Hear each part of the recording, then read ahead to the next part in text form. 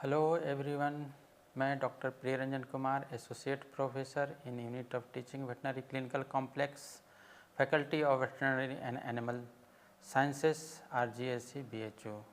आप सभी का स्वागत है इस कोर्स में।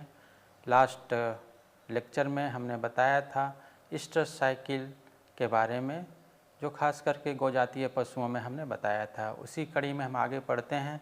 आज देखेंगे छोटे पशुओं में, जो छोटे पशुधन हैं हमारे, जैसे सीप हो गए, गोट हो गए या पिग हो गए, मतलब भेड़, बकरी या सूकर, उसमें कैसे स्ट्रेस साइकिल होती है, कैसे चलती है।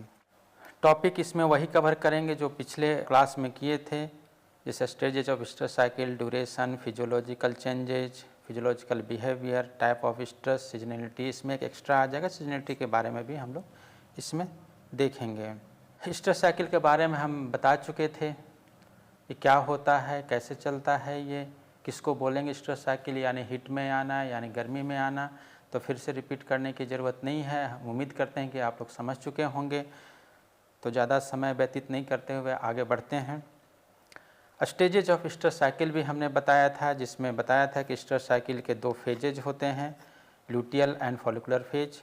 फॉलिकुलर फेज के 2 स्टेजेज हैं, प्रो स्ट्रेस और स्ट्रेस, और ल्यूटियल फेज के भी 2 स्टेज हैं, metestrus and diestrus. लेकिन एक यहाँ पे डिफरेंट है गौजातीय पशुओं की तुलना में, कि ये जो सीप एंड गोट, पिग तो नहीं, पिग जिसको सुकरी बोलते हैं वो तो नहीं, बट सीप एंड गोट को सीजनल ब्रीडर्स बोलते हैं, किसी खास सीजन में हीट में आती हैं। तो यहाँ पे जब वो सीजन से बाहर जाती हैं तो उनमें एक एनिस्ट्रस फेज आता है, जिसमें कोई एक्टिविटी नहीं होती है साइकिल का, और वो डोरमेंसी स्टेज में चले जाते हैं, उसको एनिस्ट्रस स्टेज बोलते हैं। ये सीजनल ब्रीडर जैसे सीप हो गए, गोट हो गए, उसमें ये होते हैं। फिर देखते हैं duration of different events of the stress cycle. इसमें प्रो स्ट्रेस 2 डेज का है सीप में। ईव जो है, फीमेल सीप को ईव बोलते हैं, फीमेल गोट को डो बोलते हैं, और फीमेल पिग को साव बोलते हैं। तो प्रो स्ट्रेस जो है वो 2 डेज डो में भी है, यानी बकरी में भी है, और सुकरी में 3 दिनों का होता है। इसमें जो डिफरेंस है वो खास करके स्ट्रेस पीरियड में है। इसमें थोड़ा लंबा होता है गाय और भैंस की तुलना में, जैसे 24 से 36 घंटे का होता है, इसमें 24 से 48 घंटे का होता है, और यहाँ पे साव में ये 2 से 4 दिन का है। सबसे लंबा इसमें इन तीनों में है। फिर इसमें देखें length of the stress cycle जो है शॉर्टर होता है, छोटा होता है भेड़ में। यू मतलब भेड़ छोटा होता है, लेकिन दोनों बाकी बकरी में और सुकरी में ये 21 दिनों को होता है। टाइम ऑफ ओवुलेशन में थोड़ा डिफरेंस है। इसमें ovulation towards the end of the stress होता है, जबकि वहाँ पे गौजातीय पशुओं में, गाय या भैंस में क्या हो रहा था, लगभग 10 से 12 घंटे स्ट्रेस समाप्त होने के बाद। अगर हम बकरी की बात करें तो इसमें 12 से 36 घंटे के बाद जो है स्ट्रेस जो शुरू होता है, उसके बाद ओवुलेशन होता है, और 30 से 40 घंटे स्ट्रेस शुरू होने या मध्य का जो स्टेज है शुरू होने के बाद ये साव में ओवुलेशन होता है। फिजियोलॉजिकल चेंजेस भी हमने बताया था, यहाँ पे शॉर्ट में डिस्कस करेंगे। जैसे प्रो स्ट्रेस है, ये इल डिफाइंड पीरियड होता है, जैसे हमने बता चुके थे। स्ट्रेस के पहले वाला स्टेज जो है प्रो स्ट्रेस होता है। इसमें फॉलिकल्स ग्रो करते हैं under the influence of FSH and LH hormone, मतलब follicle stimulating hormone and luteinizing hormone. Stress जो है पीरियड ऑफ सेक्सुअल रिसेप्टिविटी कहा जाता है, क्योंकि इसी स्टेज में ब्रीडिंग होती है, मैटिंग होती है, प्रजनन की क्रिया होती है, इसीलिए इसी को सेक्सुअल रिसेप्टिविटी बोलते हैं। हम बता चुके हैं। यही स्टेज है जिसको हम आइडेंटिफाई भी कर सकते हैं। मेट स्ट्रेस तो पुअरली डिफाइंड होता है, but it is a period of corpus luteum. Corpus luteum का बनना या उसका डेवलप होना इसमें होता है, बना रहता है, और प्रोजेस्टेरोन हार्मोन यानी P4 जिसको शॉर्ट में बोलते हैं, वो सिक्रीट होता है। उसके बाद का स्टेज है डाई स्ट्रेस। डाई स्ट्रेस में जो होता है, it is a period of corpus luteum. ये इसमें वेल डेवलप्ड होता है कॉर्पस लूटियम। ये लॉन्गेस्ट फेज होता है, जैसे कि गौजातीय पशुओं में, गाय भैंस में था, और ये प्रोजेस्टेरोन हार्मोन का सिक्रीट करता है। लेकिन जब ये डाई स्ट्रेस फेज समाप्त होने लगता है तो उस समय ये कॉर्पस लूटियम जो है रिग्रेस करता है, धीरे धीरे करके समाप्त हो जाता है, और फिर फॉलिकल का स्टार्ट होता है। इसके बाद अगर ये सीजन में है तो ये साइकिल रिपीट होते रहेगी, pro stress, stress, met stress, distress, ये बार बार रिपीट करेगी। जैसे ही सीजन ख़त्म हो जाएगा, ब्रीडिंग सीजन का ख़त्म हो जाएगा, वैसे ही ये एंड स्ट्रेस फेज में चली जाती हैं, फिर कोई एक्टिविटी नहीं होता है। फिर जब ब्रीडिंग सीजन आएगा तो फॉलिकुलर ग्रोथ स्टार्ट होगा और एक्टिविटी शुरू होगी। तो और ये सिर्फ एनिस्ट्रस फेज किस में होता है? सिर्फ भेड़ और बकरी में, सुकरी में नहीं होता है, पिग में नहीं होता है, इसको ध्यान रखिएगा। ये इम्पॉर्टेंट है साइन को समझना, फिजियोलॉजिकल साइन को समझना कि भेड़ में क्या होता है, बकरी में क्या होता है, साव में क्या होता है। इसमें थोड़ा थोड़ा डिफरेंट है। तो इसमें जो ओवर्ट साइन है, जो बाहर से लक्षण दिखते हैं, वो भेड़ में क्या है कि वो बहुत ही कम पता चलता है एज कम्पेयर टू द गोट, काव एंड साव। दूसरे जानवरों की तुलना में इसमें बहुत कम दिखाई देता है। लेकिन जो दिखाई देता है वो क्या क्या होगा? जैसे कि स्ट्रेस, वो रेस्टलेस होगी, बेचैन रहेगी। वो दूसरे पशु भी बेचैन होते हैं। स्ट्रेस फीमेल में seek out the RAM, RAM बोलते हैं मेल भेड़ को, मेल जो नर जो भेड़ होता है उसको बोलते हैं। मतलब वो ढूंढती है कि उसका मेल पार्टनर कहाँ पे है, क्योंकि उसको ब्रीडिंग करना होता है, और कोशिश करती है कि हमेशा उसके साथ ही या उसके नज़दीक ही रहें। एक इम्पॉर्टेंट साइन है wagging of the tail. Wagging of the tail मतलब वो पूंछ को मूव करती है। कैसे मूव करेगी? लैटरली। लैटरली मीन्स ऐसे ऐसे वो मूव करती, बार बार ऐसे ऐसे मूव करते रहेगी। तो ये समझ जाना चाहिए कि हाँ, ये भेड़ जो है वो हीट में है या मद में है या स्ट्रेस में है। उसके जो वल्वा है that will appear slightly swollen and congested. हमने बताया था कंजेशन किसको बोलते हैं, स्वेलिंग किसको बोलते हैं। और ये और थोड़ा बहुत जो है इसमें क्लियर म्यूकस का भी डिस्चार्ज होता है। गायों के तुलना में बहुत कम डिस्चार्ज होता है, जैसे गाय में तो बहुत ज़्यादा डिस्चार्ज हो रहा था, यहाँ पे कम होगा। और ये स्ट्रेस यू जो है stand when mounted by the RAM, कोई उसमें मेल नर भेड़ जो है अगर उसमें माउंट कर रहा है तो वो चुपचाप खड़ी रहेगी, माउंट करने देती है, जो कि आसानी से देखा जा सकता है। ये इसमें एक पिकुलियर पिक्चर होता है। होमोसेक्सुअल बिहेवियर जैसे गायों में हो रहा था कि एक गाय जो हिट में है दूसरे गाय के ऊपर माउंट कर रही है, तो वैसा बिहेवियर इसमें नहीं होता है, अब्सेंट होता है भेड़ में, इसको ध्यान रखिएगा। और जब जो भेड़ अगर स्ट्रेस में है, हीट में है या गर्मी में है, वो क्या होगा, अपने झुंड से अपने आप को अलग कर लेती है, वो थोड़ा सा दूरी बना कर रखती है, वो झुंड के साथ रहना पसंद नहीं करती है। तो ये सब जो बिहेवियरल साइन है इसको ध्यान में रखेंगे तो भेड़ कब हीट में आ रही है, कितने देर तक रह रही है, उसको पहचानने में आसानी होगा। उसी तरह से फिजियोलॉजिकल बिहेवियर जो है डो में है, जो बकरी है उसमें भी देखते हैं, वो भी बेचैन होती है जब स्ट्रेस में होती है। एक यहाँ पे इम्पॉर्टेंट साइन है ब्लीटिंग साउंड, कंटिन्यूअस ब्लीटिंग साउंड इमिट करती है ना, वो जिसको मेमियाना बोलते हैं, वो हमेशा मेमियाते रहती है, जो कि भेड़ में इस तरह का कोई साउंड नहीं आ रहा था। वैगिंग ऑफ टेल यहाँ भी होता है, लेकिन भेड़ के वैगिंग ऑफ टेल और बकरी के वैगिंग ऑफ टेल में अंतर है। भेड़ में क्या था कि लेटरली सिर्फ ऐसे ऐसे मूव कर रही थी, बकरी में क्या है कि दोनों साइड में ऐसे ऐसे भी मूव करती है laterally, and up and down ऐसे ऐसे भी मूव करेगी।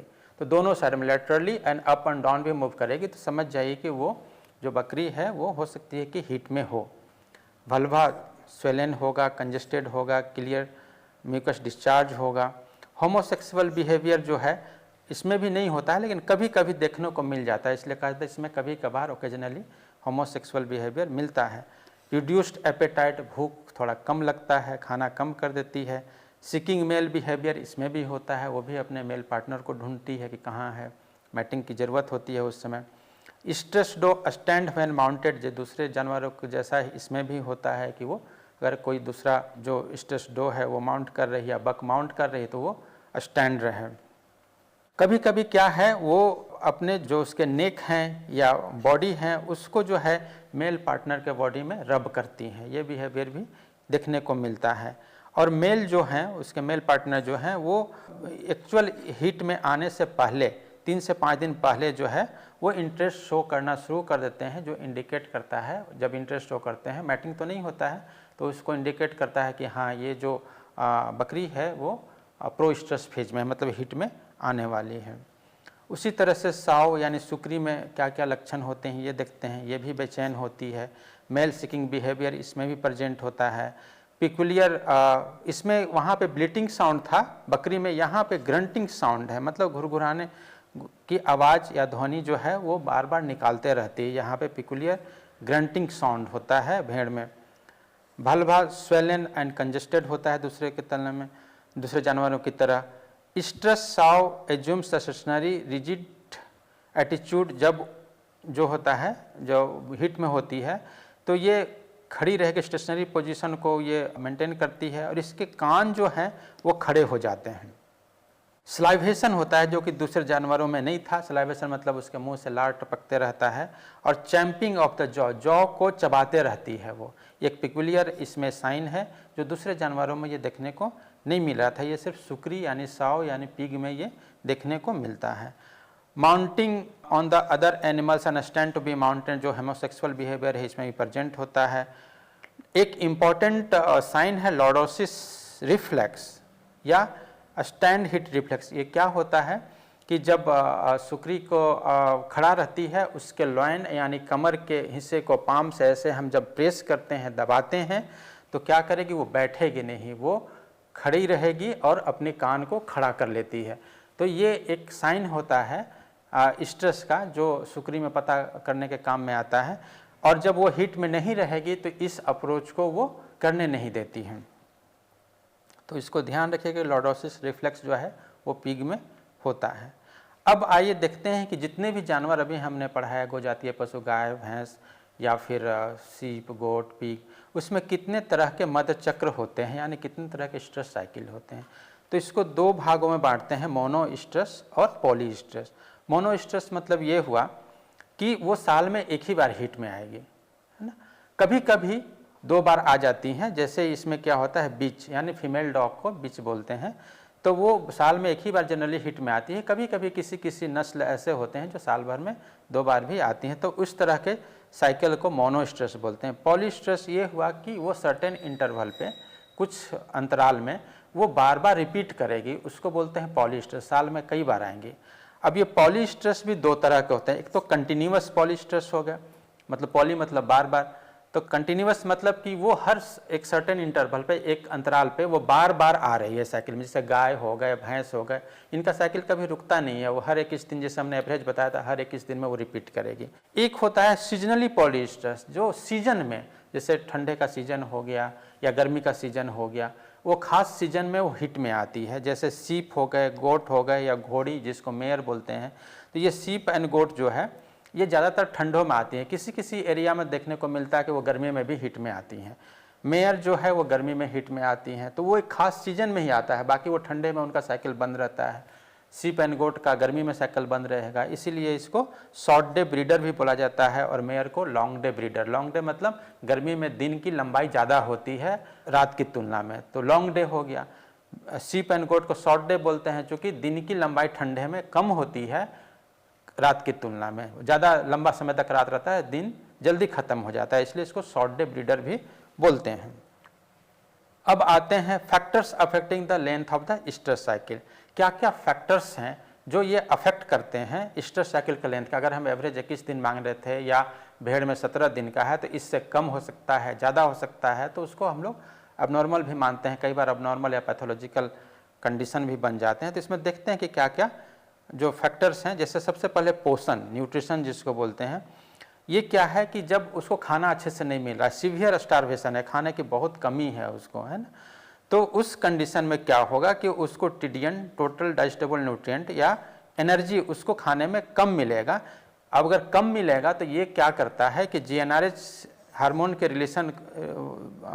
रिलीज को वो कम करता है, जिसके कारण से जीएनआरएच हार्मोन कम सिक्रीट होगा तो ये क्या होगा कि स्ट्रेस साइकिल जो है वो स्टार्ट नहीं होगी या डिले होगा। उसी तरह से कोई ऐसा जो न्यूट्रिएंट है ना, न्यूट्रिशनल डिफिशियंसी है जो भूख को कम कर रहा है। अगर हमारे खाने में अगर phosphorus, cobalt, iron, copper, iodine, protein, ये सब चीज़ें अगर नहीं है तो जानवर जो है कम खाना खाती है। तो उस कंडीशन में क्या होगा कि ये फिर जीएनआरएच हार्मोन का सिक्रेशन नहीं होगा और फिर वो उनकी साइकिल जो है वो फेल हो सकती है या उस समय नहीं आएगी। लैक्टेशन, दुग्ध स्राव जब तक होते रहता है उस समय तक क्या होगा कि ये हाई प्रोड्यूसिंग जो एनिमल होते हैं वो 3 से 4 महीने तक हिट में नहीं आते हैं, क्योंकि वो दूध देते रहती हैं। दूध जब ज़्यादा प्रोडक्शन होता है उसमें प्रोडक्टिन हार्मोन का सिक्रेशन होता है, वो नेगेटिव फीडबैक इफेक्ट देता है गोनाडोट्रोपिन का सिक्रेशन के उसके कारण से फिर ये साइकिल थोड़ा बंद रहती है। सीजन हो गया, जैसे हमने अभी बताया था कि कुछ जानवर जो हैं सीजन में ही आते हैं, जैसे ठंडे के सीज़न में या गर्मी के सीज़न में, तो उसमें सीजन का भी प्रभाव रहता है। टेम्परेचर का बहुत ज़्यादा प्रभाव डायरेक्ट नहीं पड़ता है as compared to light, indirect रहता है ना। तो लाइट का ज़्यादा प्रभाव पड़ता है लेकिन ये नहीं होता है। लेकिन अगर तापमान बहुत ज़्यादा है, टेम्परेचर बहुत ज़्यादा है, तो उस कंडीशन में जो साइकिल है कैटल का खास करके वो इंक्रीज हो जाता है हॉट कंडीशन में, बहुत बढ़ा हुआ है तब। लेकिन उसके ड्यूरेशन जो है और इंटेंसिटी जो है कम हो जाएंगे, स्ट्रेस का साइन कम शो करेंगे, ड्यूरेशन थोड़ा ज़्यादा उसमें हो जाएंगे, कम हो जाएंगे उसमें। जैसे 18 घंटे एवरेज मानते हैं तो हो सकता है कि 5-6 घंटे का हो जाए, इस तरह से। एक्सेसिव कोल्ड भी कभी कभी जब बहुत ज़्यादा इफेक्ट नहीं पड़ता, लेकिन कभी कभी देखने को मिलता है कि उस समय साइकिल कम या नहीं चलती है, क्योंकि खाना वाना जानवर कम खाते हैं उस समय। एज का भी इफेक्ट है। जैसे मनुष्य में या लेडीज में क्या होता है कि उनमें एक मेनोपॉज कंडीशन आती है, उसमें उनका साइकिल एक एज के बाद मेनोपॉज कंडीशन आता है, साइकिल बंद हो जाती है। जानवरों में ऐसा नहीं होता है। लेकिन क्या है कि जब जानवर गाय या कोई भी जानवर बूढ़ी हो जाती है तो उस समय क्या होता है, वो खाना पीना कम कर देती है, उसके दांत में प्रॉब्लम हो जाती है, तो इनडायरेक्टली जो है न्यूट्रिशन उसको फिर अफेक्ट करता है स्ट्रेस साइकिल लेंथ को। उसी तरह से ट्रांसपोर्टेशन है, ट्रांसपोर्टेशन में स्ट्रेस होता है एनिमल को, जो फॉलिकुलर एक्टिविटी को ग्रोथ को कम कर देता है, उसके कारण से भी वो साइलेंट स्ट्रेस में या साइक्लिसिटी उसका कम फेल हो सकती है, या फिर उसमें स्ट्रेस के कारण से वो डिले हो सकती है। कोई भी डिजीज है, सिस्टमिक डिजीज, जैसे जो पूरे शरीर को प्रभावित कर रहा है ना, जो शरीर को कम कर रहा है, उसको डिक्रीज कर, जैसे जॉन्स डिजीज हो गया, ट्यूबरक्लोसिस हो गया, एक्टिनोमाइसिस ऑफ द जॉ में कुछ डिजीज हो गया, वो खाना ही नहीं खा पा रहा है, तो या बहुत ज़्यादा पैरासाइट का लोड है, जिसको हम लोग कीड़ी भी बोलते हैं कि कीड़ी हो गया है उसको, तो उस कंडीशन में भी ये स्ट्रेस साइकिल अफेक्टेड होता है। यूट्राइन पैथोलॉजी, अगर गर्भाशय में कोई विकृति हो गई, जैसे पायोमेट्रा में क्या होता है कि पस भर जाता है, तो उस कंडीशन में ये क्या होता है कि साइकिल बंद रहता है। ओवेरियन पैथोलॉजी, जैसे ल्यूटियल सिस्ट हो गया है ना, उस कंडीशन में भी साइकिल बंद रहेगी। या फॉलिकुलर सिस्ट हो गया है ना, तो उस कंडीशन में साइकिल इरेगुलर हो जाएगा, या तो लगातार हीट में रहेगी या फिर जल्दी जल्दी हीट में आएगी, 4 दिन 5 दिन 10 दिन में ऐसे इस तरह से रिपीट करते रहेगी। इसके और भी विविध कारण हैं, जैसे जो जेबू कैटल है, जो छोटी नस्ल की कैटल है, उसमें जो होता है वो शॉर्ट होता है, स्ट्रेस पीरियड 3 से 6 घंटे के होते हैं। प्रेगनेंसी के समय ये बंद होता है ना। प्रेजेंस ऑफ मेल, जैसे खास करके बकरी में या भेड़ में मेल प्रेजेंट है तो उसका भी इफेक्ट पड़ता है, वो जल्दी साइकिल में आ जाती हैं। और एक लास्ट है सीजनलिटी। सीजनलिटी में क्या होता है कि जैसे सीजन का इफेक्ट होता है, जैसे अभी हम बता रहे थे कि सीप एंड गोट में होता है, जो शॉर्ट डे ब्रीडर होते हैं, इसमें ये सीजन अफेक्ट करता है। शॉर्ट डे क्या होता है कि सेक्सुअल एक्टिविटी को स्टिमुलेट करता है, क्योंकि वो उसमें डे लेंथ कम होता है, और ये डे लेंथ कम के कारण से मेलाटोनिन हार्मोन का सिक्रीशन होता है, जो कि ज़्यादा डार्क लंबा अगर रात होगा तो मेलाटोनिन सिक्रीट होगा, जो रेगुलेट करता है जीएनआरएच के सिक्रीशन को, और ये मेलाटोनिन सिक्रीट होगा तो जीएनआरएच भी सिक्रीट होगा, और फिर वो साइकिल में एनिमल आने की फॉलिकुलर ग्रोथ होगा और एनिमल साइकिल में आएगी। तो इस व्याख्यान के बाद हम समझ पाते हैं कि ये स्ट्रेस साइकिल कितना इम्पोर्टेंट है पशुपालन के लिए। जब स्ट्रेस साइकिल ही ठीक से नहीं पहचान पाएंगे तो हम उसका ब्रीडिंग सही समय से नहीं करा पाएंगे, और ये फाइनली लॉस हो सकता है। तो हम उम्मीद करते हैं कि आप लोग अच्छे से इसको समझ पाए होंगे और आने वाले समय में इसका यूज भी कर पाएंगे। ये कुछ रेफरेंसेस हमने दिया है। इसी के साथ आप सभी का धन्यवाद।